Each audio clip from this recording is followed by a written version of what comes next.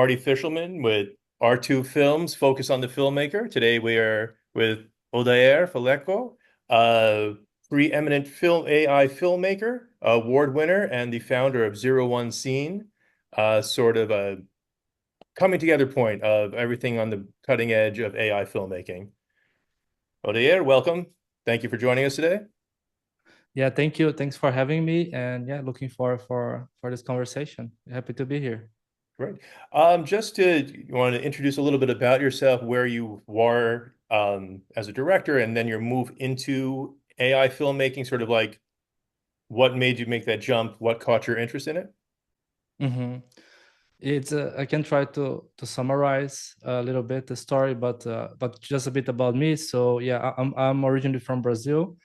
I'm living in Prague now for around 5 years in total, and so I built most of my career. I'm on design and user experience. So that's my main occupation. So I have almost 20 years career on design. But with that, I started, as industrial designer. Then I moved to graphic design. Then I started to work in agencies and all of that. Then I started to, became creative director. So doing like everything literally that clients need, since logo, packagings, visual identity, all, advertisement, all of that. And then they launched the first iPhone, then sometime later the iPads, and I started to do a lot of apps on these agencies for clients. And then I really like this, like doing digital, like mostly the apps. So I discovered there was this field called user experience, and user interface was quite early, and that's kind of what I was doing. So then I decided basically to go specialize in user experience, so which is my main occupation. I'm currently director of user experience at Mastercard. And uh, and then the AI rabbit hole was around 3 years. I started to really get more active and more intense like 2 years ago. But around 3 years ago, a friend of mine, he sent me Midjourney, the Discord of Midjourney. And I think at that time it was Midjourney 3 or 4, so it was still like very bad quality in general. Mhm. And but I say, and then I did some prompts, get some images. Okay, this is very interesting that I can create an image with a text description. But I say, okay, but that's not there yet. The quality is not usable. I cannot use this for anything and stuff like that. But then very quickly, Midjourney gave these like quality jumps, and I think that's the exponential is a word on this field. Everything moves so fast in terms of quality. And then I start to play a bit more Midjourney, and I see that I could create these like cinematic images.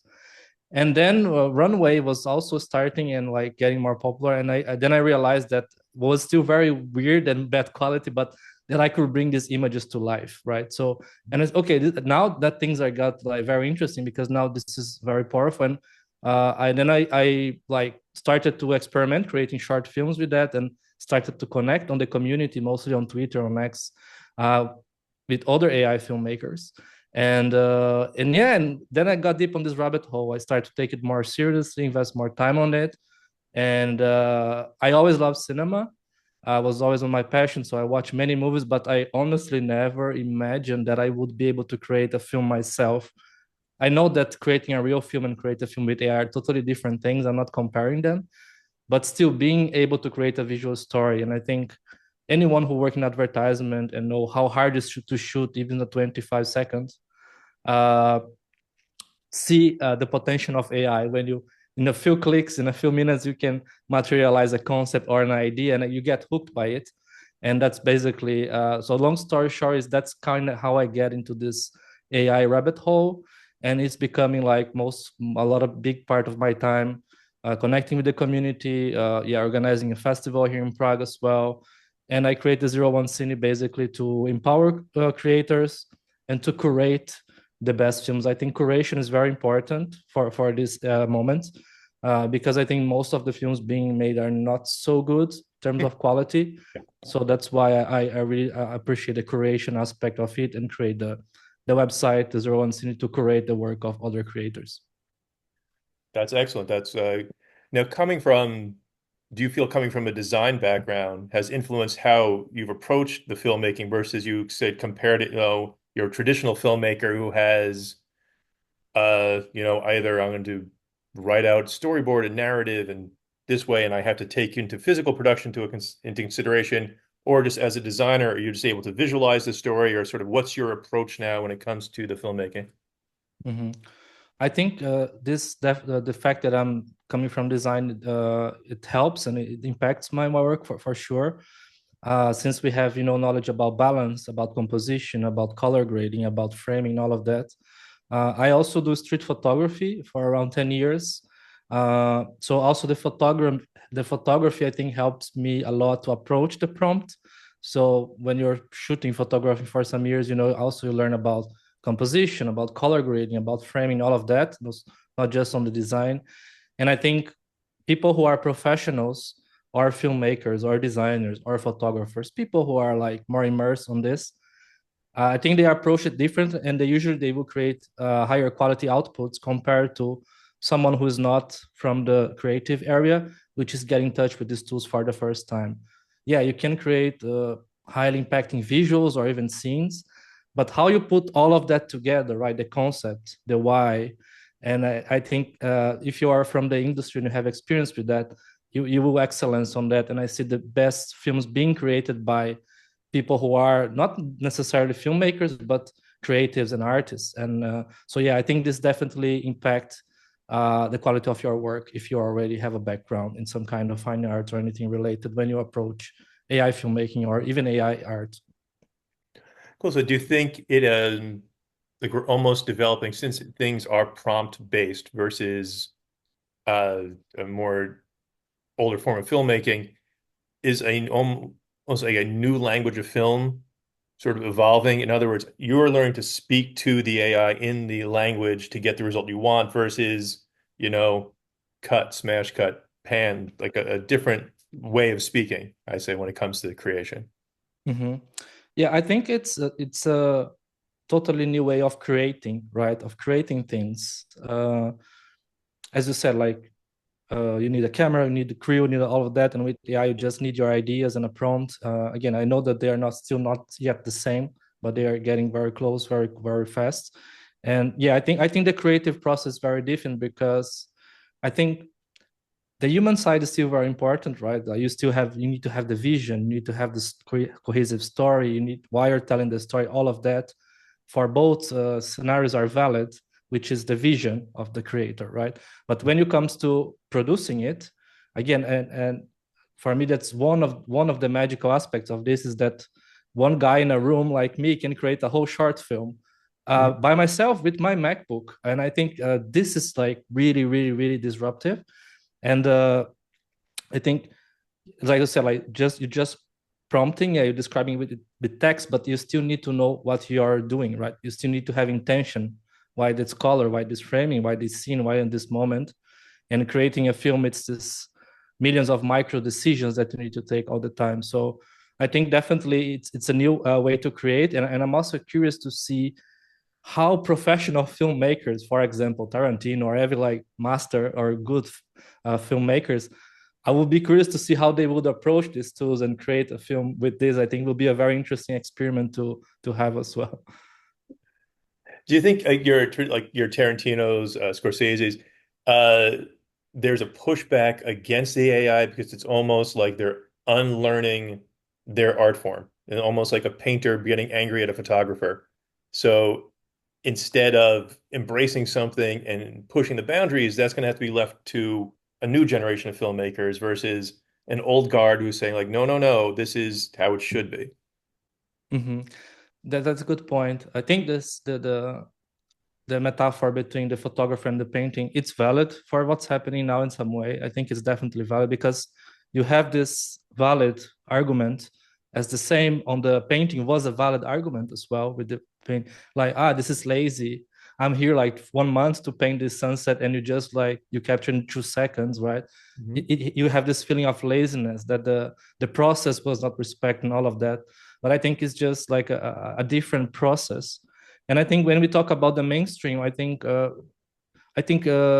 traditional cinema, traditional filmmaking, I think there's a majority still is more repulsive than willing to adapt or adopt. And but I think at some point, I think like just to your point, I think this is definitely will create a new generation of filmmakers and creators. Mhm. I also think AI films are their whole thing in some way, and they should be seen as their whole genre or stuff inside filmmaking, because the alternative way to make a film and tell a story, which is also valid. And it's natural for us to always compare with what we know. So even when watching an AI film, we tend to compare with the real film. He's morphing and stuff like that. That's natural. But I think that's not the right approach. And I think slowly, yeah, they will become their own category and their own thing, in the same way that happened to photography as well, right? I studied a little bit history photography, not specialist, but it took a long time to photography being accepted as a form of art and even be displayed on an exhibition in a museum, right? Uh, so it took some time to people to see like the power of photography and how you could create art with photography, right? How you could be original with photography or tell a story or make a social critic like the Americans and stuff like that. So I think we are in the similar moment, but I also think that in very soon, those who do not be open-minded enough and adapt to this new technology, they won't be able to compete because the other studios will deliver so much faster, establishing shots or even even the pre-production, all of that, right? So, and I think it's like I like to compare this with like Photoshop. So we used to do everything manually, like advertisement, typographies, all of that, and then Photoshop came. We start to do it digitally, and today Photoshop, it's basic tool for any agency or any creative. You cannot do it without it, kind of, right? So I think it will be the same with AI on this like creative industry, not just filmmaking, but advertisement. Like if you don't adapt or adopt, you won't be able to compete because it will become industry standard. Right. Almost as if your traditional filmmaking will become like artisanal when you label something handmade versus like something mass produced. It'll becomes like almost a separate category in terms of how you got to the product. Now, do you see Yeah. that the tools are opening up, it's democratizing the process? I know you mentioned curation. I feel like, or I'm wondering, is this going to mean there's going to be a boom of genius creations, or is this going to be a lot of garbage floating out there that you're really going to have to sift through and find out, or maybe even create new standards of like, this is what's good and this is not so good? Mm-hmm. The algorithms start to do this for us, right? That's why we have two feeds today. You have the for you and you have the feed of people you follow, because it's so much content. You wouldn't be able to see all the content on your timeline, right? So the algorithm is doing the curation. The problem that we don't control it so much, and so the brands are doing this for us based on the clicks and all of that. And sometimes, to be honest, I want to reset. I want to clean my algorithm, because just because I like something at some point doesn't mean that I'm a fan of it and stuff like that. But I think we are getting this. I From my perspective, I think we're really approaching this kind of digital renaissance where there'll be this flourishing of creativity, and consequently, because of democratization, we are removing barriers. We are removing like money and many barriers. And but I think there will be this explosion of content creation, and I think most of it's not good, like in the majority of fields, right? Mhm. We always need the curation for any kind of arts, and I think for this one won't be different. But the fact that anyone can create a short film now in some way definitely will create also a lot of garbage. And I think that's why again, like I really focus on the curation aspect of this with Zero and Cine, which is my database, because I usually like 3% maybe of the AI films I watch. And I think curation will become more important than ever in the next years because of this explosion of content. And just to finish that, I also think that what is human made will become much more valuable. What I mean by that, like a theatrical play, a guy playing live with a guitar in a bar, because we will be so invaded by avatars, digital avatars, fake personas, AI created, music created by AI, videos created by AI, and that's inevitable. So I think that this will make like a real concert, a real band, a Mhm. real play much more valuable in the near future. Yeah. I heard one vision that ultimately the path that we're going down for actors will ultimately be regulated to live theater. That if you can create a character that can express emotion digitally, contain them, and then use them in multiple films. So now you're not just following Harrison Ford from one picture to another. You're following Artie Fisherman from one show to another. There's no need to pay a $20 million salary to a celebrity. So that theater becomes the only, live, like you're saying, live experiences become the only recourse for a actor or musician. Mm-hmm. That's definitely will impact the acting, right?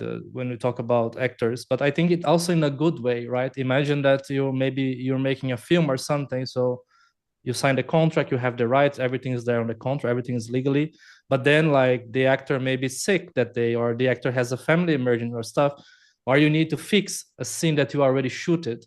So you have with his authorization, you have his image, you have his voice. Maybe we'll remake a small scene, or maybe we'll even like do a totally virtual production. So I don't think they will go away, or we are also so bounded to their images, right? But I think there will be also the industry will need to adapt, and I think this all these mechanics will also work in different ways, and on the good sides also, like they will be able to fix shots, to remake shots, or to correct texts, and AI also will play a big role in that. Now, do you think in the process of like whether you're working with an actor or a DP, there are moments for that improvisation, the unscheduled event? Do you think AI sort of lends itself to that element of randomness? I know there's some films where like when he says I'm walking here in a Midnight Cowboy, Dustin Hoffman says it was unscripted, but it's a great moment caught on film and they used it.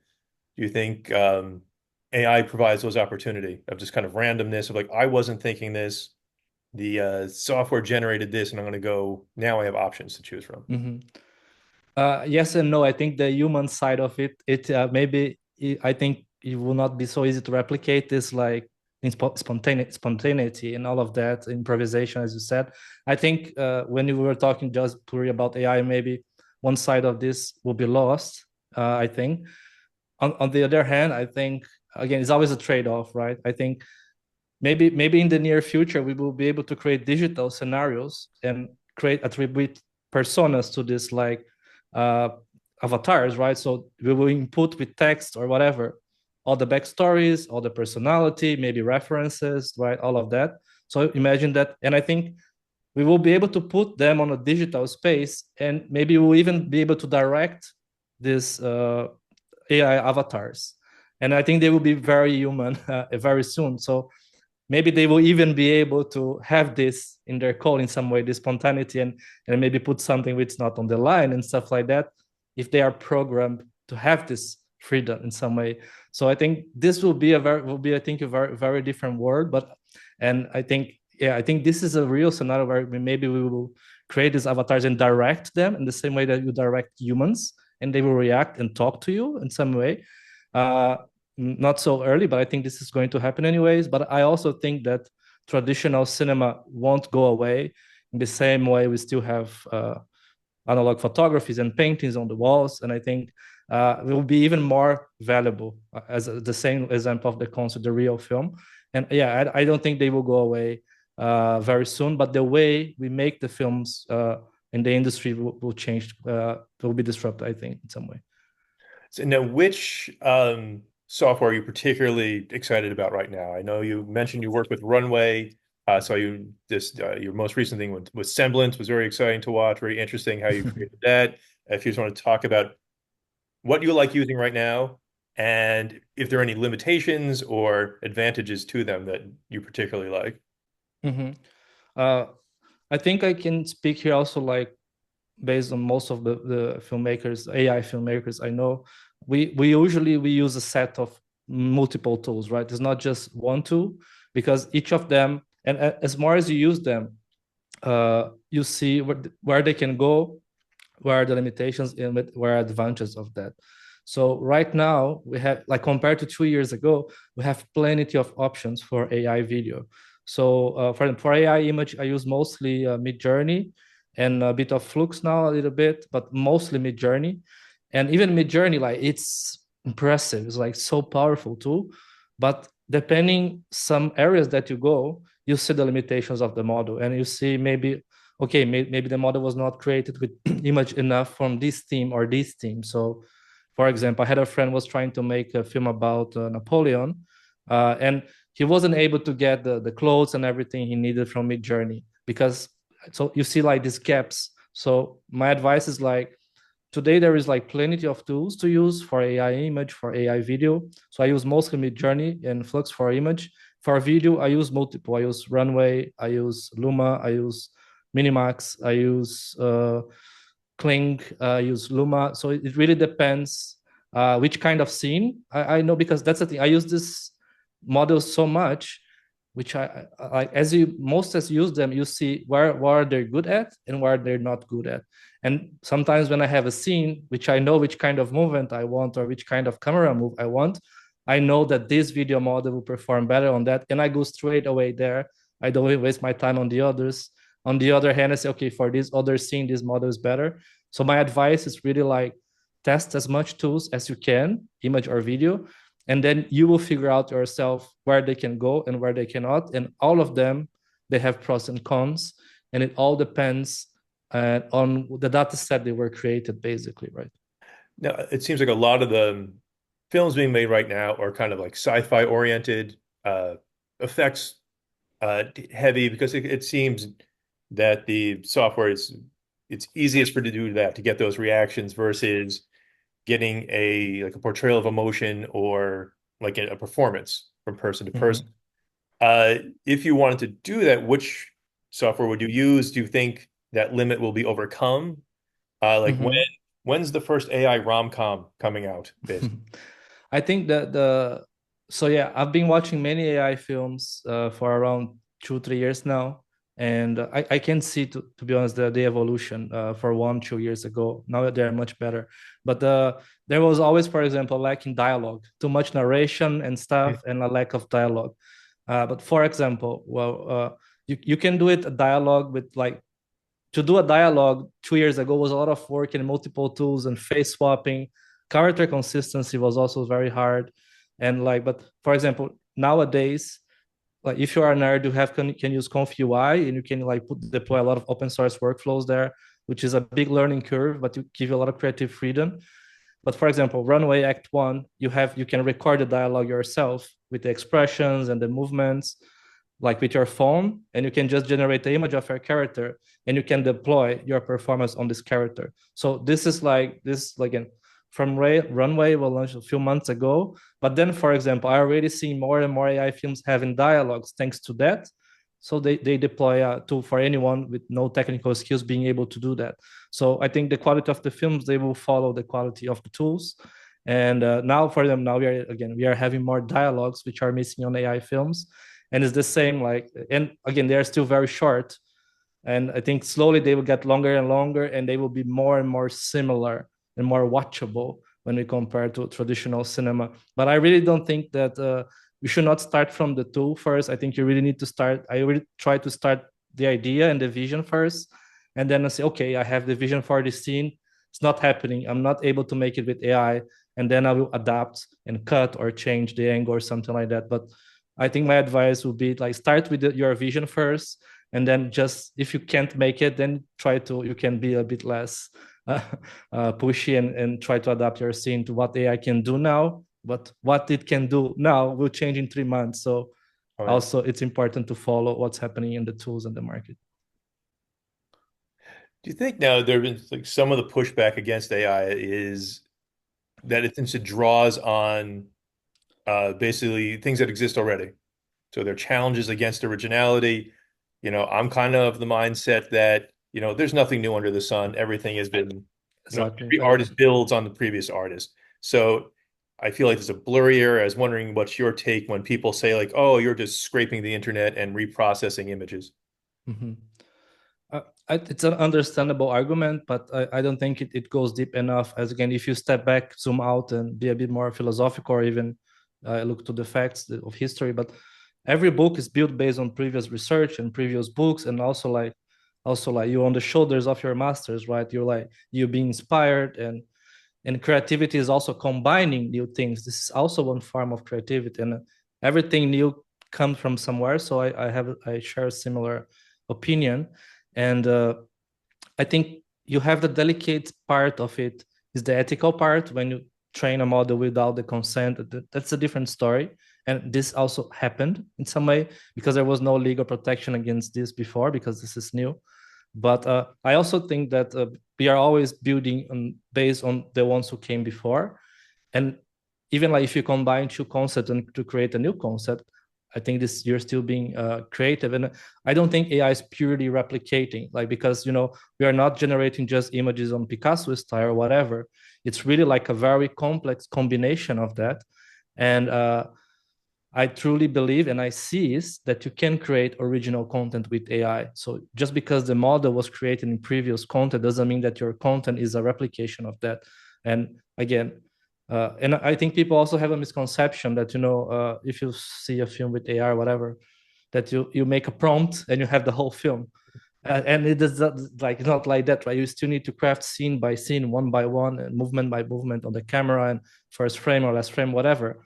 And I think also people who see from outside, they have this simplified version of it. But once you try it yourself, you see that one's not so easy, and you see that still you need to be creative, you need to have the ideas, and that's the human side of it.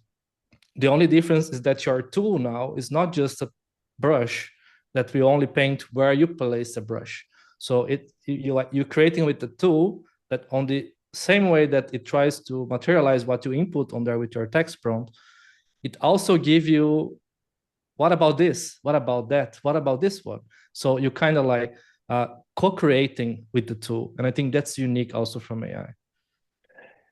Now, do you think the problem may arise of making yourself obsolescent as the technology gets better, where you say any person just enters in a prompt saying, I want a story of a princess getting rescued by a dragon, you know, riding a horse into the sunset, and then it just takes it from there, and then it outputs out your like a 30-minute show for you to watch.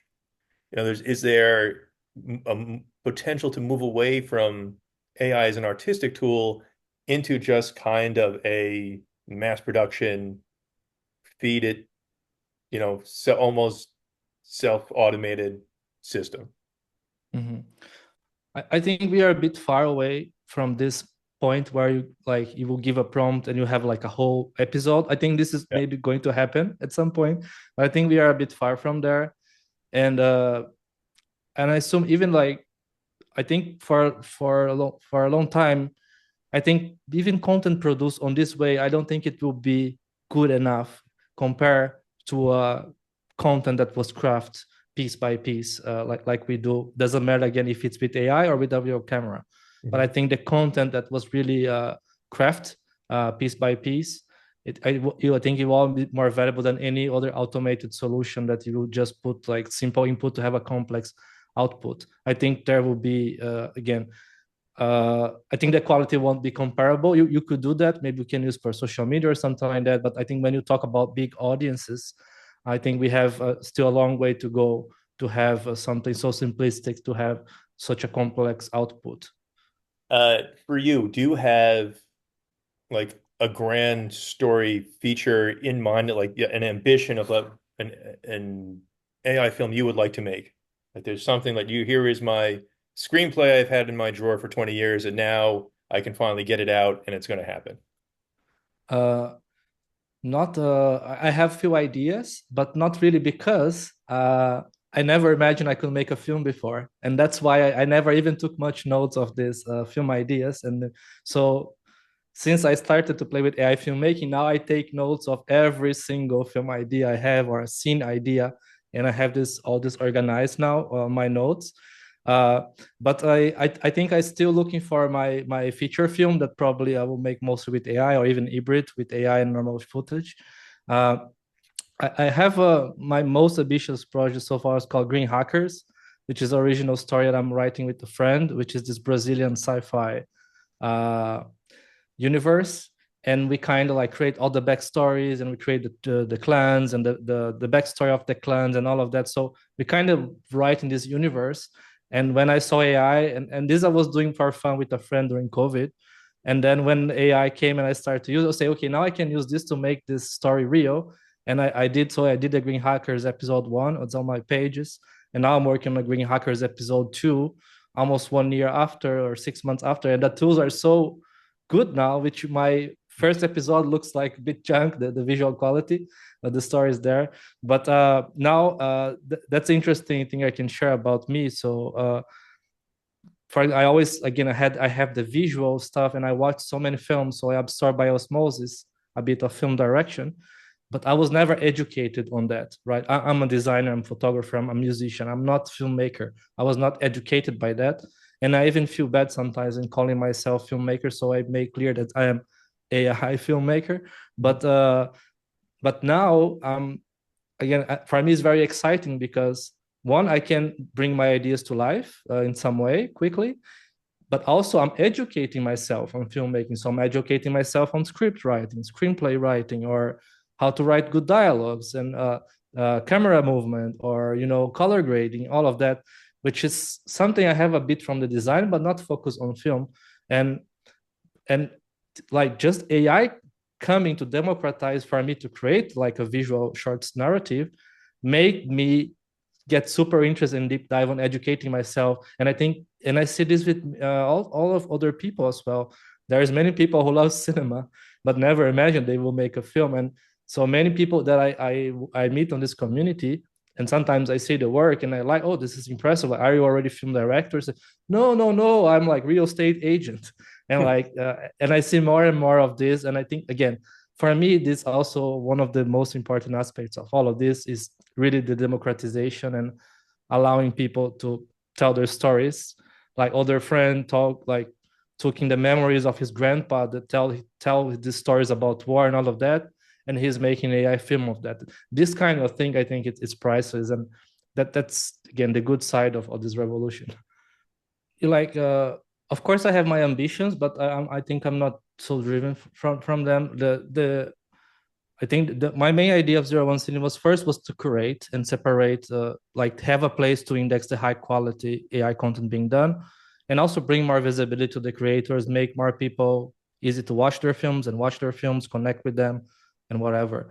I think there is definitely potential for this to become like a Netflix in some point, but I don't think we are there yet. For example, I think even the AI films that we have today on the current state of now, I don't think people will be willing to pay to watch them, to be honest. But I think this will happen on the next years as they get as good as real films, or maybe even like sometimes it will be hard to discern between them in some scenes or shots. And I think then at this point, maybe people will be willing to pay for this kind of content, and there is more potential there. So my main goal with 01 Cinema is really try to empower and foment this, and also create and also bring this knowledge and content out of the bubble, because we live in this bubble of AI filmmakers online, mostly on Twitter. And with the festival, also one of the main goals was to again also bring this out of this bubble and bring it to the general public. So on the cinema, there was a lot of people and like came to talk to me and say, hey, I had no idea that like you can create like films like this with AI and there's no actors, there's no cameras. So I when you go out of the bubble, you see that how many people still have no idea what's happening, and even people from creative industry in some way.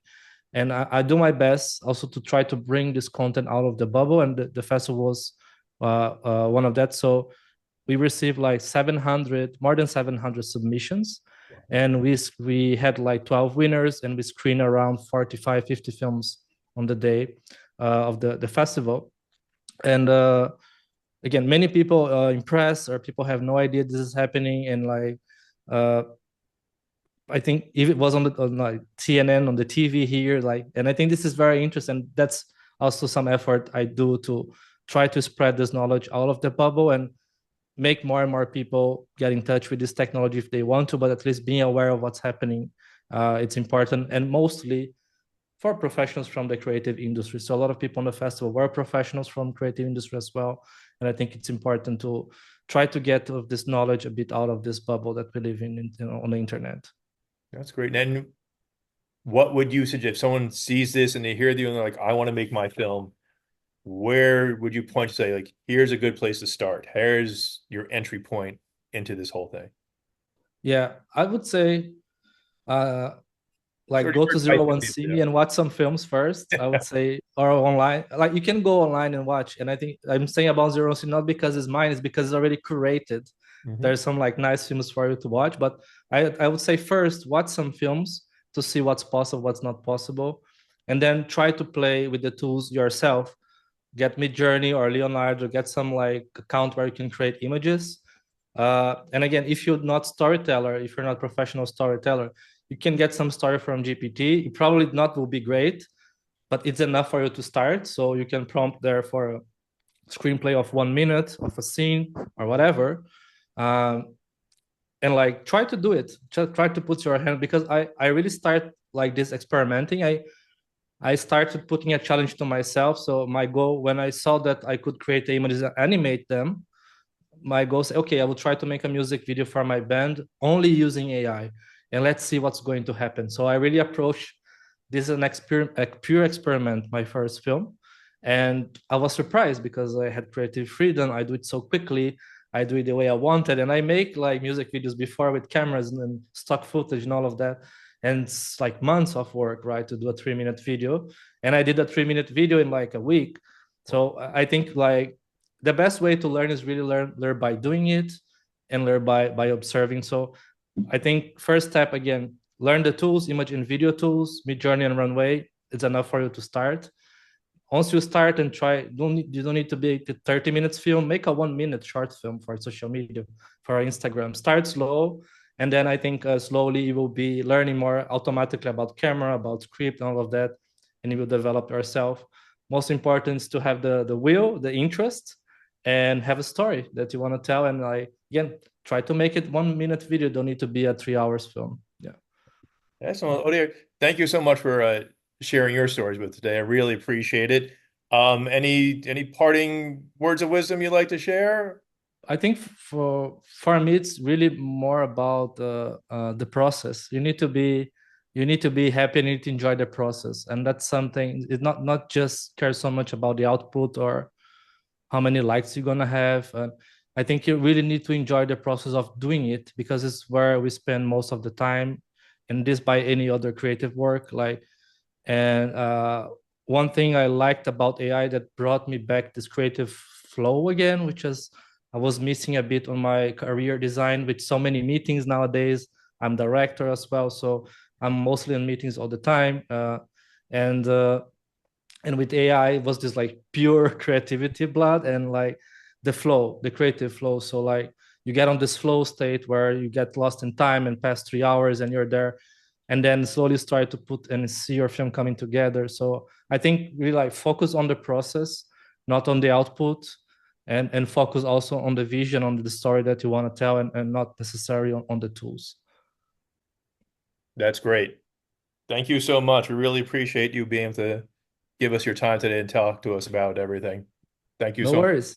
Anything else I can help? I'm happy to help. Also for people if they want to contact or send a message or anything. Also help. Happy to help when I can. And where's the best place for people to find you at 01cine.com? So 01cine.com, you can see a curated selection of AI films. I'm mostly active on with my AI works on X, Twitter, and my handle is Ofaleco. Like O is the initial of my name, Odair. Faleco is my surname, but altogether Ofaleco on Twitter. I'm also on LinkedIn, Instagram, but with my AI work, I'm most likely on Twitter. And yeah, I'm always trying to share knowledge, share everything I can with the community. And by the way, the AI community itself is very sharing, and that's also something I really like about this. The community, I think it's priceless, and it's not like this is my prompt. I will hide it for me. No one's going to use it. It's the opposite of that. So you go to Midjourney, you click on an image, you see the prompt, you see the parameters. Like there is no secret. There's so many open source tools as well you can use. So and like I just learned how to do this with this model. Here's how I do it. Or here's the Midjourney visual style code to get this mood that I get on my film. You can get on your film as well. And that's something I really appreciate about the AI community, how open it is and how sharing it is. So I think that's also good. It's really like, hey, here's what I did and here's how I do it. Like do it yourself as well. And this is really nice. That's great. I look forward to seeing what you create next. I'll keep an eye out Yeah, for it. look. Thank you. Thanks for having me. I'm looking forward also to check the other episodes with other creators here. Absolutely. All right. Thanks again.